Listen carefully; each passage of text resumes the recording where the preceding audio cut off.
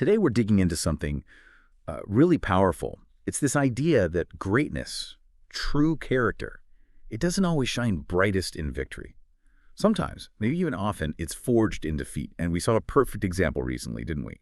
The Canelo Alvarez versus Terence Crawford fight. Yeah. We're going to dissect that, not just the punches thrown, but how Canelo's reaction to losing unexpectedly might actually elevate his legacy.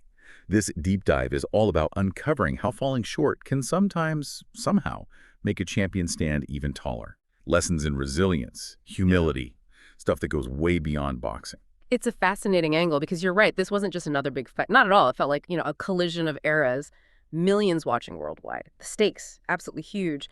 And the result, yeah, surprising for many. But what followed, that was a masterclass in sportsmanship. Our mission today, I think, is to really unpack why this moment matters more than just the stats or the headlines. Okay, so let's set the scene. Let's transport you right there. September 13th, 2025. Allegiant Stadium, Las Vegas. Can you just imagine the buzz? 70,000 people. The noise must have been insane. Electric doesn't even cover it. And Canelo's entrance.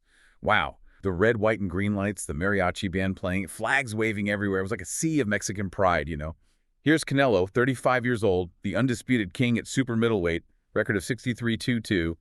This guy conquered 4 weight classes, reigned for a decade. He was boxing royalty, gold belts, and Mexican pride personified. And then his opponent, Terence "Bud" Crawford.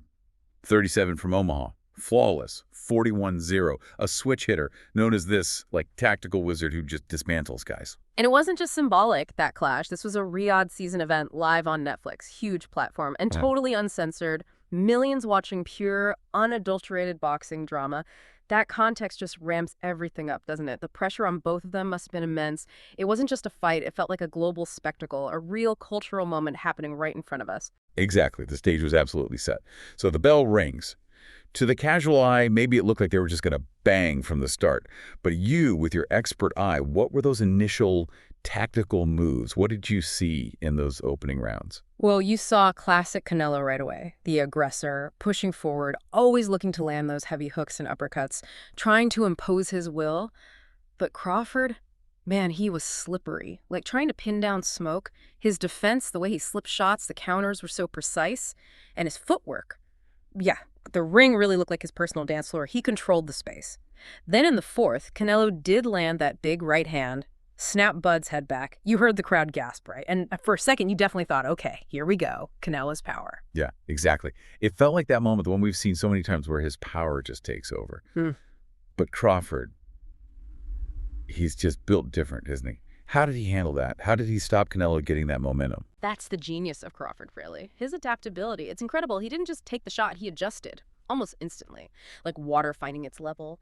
By the fifth, things really heated up. It became a proper brawl, toe-to-toe stuff, bodies clashing, sweat flying. Canelo was hammering the body, those thudding shots, testing Crawford's chin, his resolve. But Bud just absorbed them, kept adjusting, kept firing back. That hook in the sixth, it definitely wobbled Canelo for a moment. And that jab in the seventh, sharp.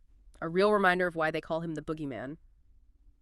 You could start to see it on Canelo's face, I think. A bit of frustration, his movement maybe a fraction slower than usual, almost like the weight of expectation, the pressure we talked about was adding up. The crowd, that record crowd, they were going wild chanting Canelo, Canelo, 1 minute. Then almost stunned into silence the next when Crawford would just dance away from trouble. The atmosphere was just unreal. It felt like the tide was turning, slowly but surely as those later rounds ticked by. Crawford, mostly fighting southpaw, which seemed like a brilliant strategic move, really messing with Canelo's angles. He just started picking Canelo apart. More volume, better accuracy. The stats kind of tell the story, don't they? Crawford landed 165 punches at a 5-20 thrown. Canelo landed 132 of 465. His shots were definitely heavier, no doubt about that. Bombs. But a fewer landed. And you could see the effort it took him, constantly pressing, trying to cut off the ring. It looked draining. That 9th round was wild, though. A huge exchange. Both guys looked buzzed.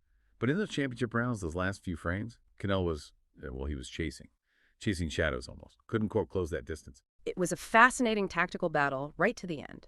And the result was historic. When that final bell went, you could cut the tension with a knife, just silence for a beat. Then the scores, 116-112, 115-113, 115-113, all for Crawford. Unanimous, Bud did it. Claimed all the belts at super middleweight, IBF, WBA, WBC, WBO, the ring title, everything. And the history, first male boxer in this 4-belt era to be undisputed champion in 3 weight classes. That's not just rare, that's I mean, that's legendary territory. It's- Unprecedented, really. And for Canelo, wow. A tough night. His third loss in 68 fights. First loss since Bivol back in 2022. And yeah, it definitely brought back memories of that Mayweather fight years ago. But the really striking thing, the first time since 2015 he walked out of the ring without a world title belt. That decade-long reign, unifying divisions, those massive paydays. It really did feel like the end of an incredible chapter. And this right here, this is where the story shifts, I think. It goes beyond just an upset. In the ring, belts are going over Crawford's shoulders. And Canelo. No pouting, no finger pointing, zero excuses. He immediately went over, embraced Crawford, a genuine sign of respect between two elite warriors. And his words right after. So calm, so steady. He said, "We already knew Crawford is a great fighter. Okay. I did what I was supposed to do. I tried every way, and I trained really hard. He deserves all the credit." Then they asked him, what was the toughest part? He paused and just said completely honestly, everything. Everything.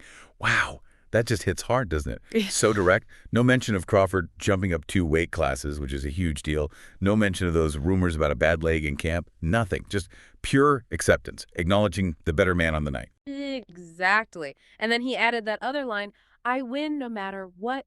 No matter what, I still feel like the champion. It is what it is. You need to take the loss and accept everything. But I'm going to continue. I'm going to continue to do it." I mean, that gives you such a window into his mindset, his resilience. It forces you, the listener, us, everyone, to think about what winning and losing really mean, right? It's not just the result on the night. It's about your core conviction, how you carry yourself. For him, the belts are secondary to that feeling of being a champion inside. So, thinking about that legacy, beyond the belts, people immediately started whispering, is he getting older? His father time catching up at 35. Was there an injury? Yeah. But Canelo just shut all that down, handled it like a true statesman. And that social media post later in Spanish, it was really powerful. He said, basically, "I feel very proud of everything I've achieved so far.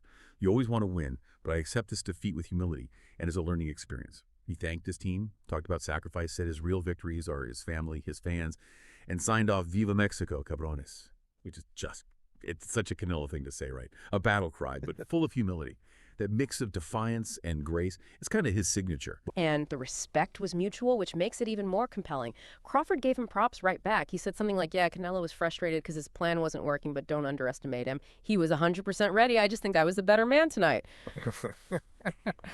That kind of respect between guys who just went 12 brutal rounds, it elevates both of them, I think. Crawford was emotional too, tears afterwards. You could see what it meant to him. Reaching 42-0, beating a legend like Canelo after guys like Spence and Porter. And let's not forget the business side. This thing was massive, $47 million at the gate. Biggest ever boxing stream for Netflix. It just shows the sheer star power involved. The interest level was off the charts. So for Canelo, this loss, yeah, it stings, no doubt. But it doesn't feel like a final chapter at all. More like a pause, maybe a pivot. He's still got that big Riyadh season deal, right? 2 more fights scheduled through 2026. So the speculation starts immediately.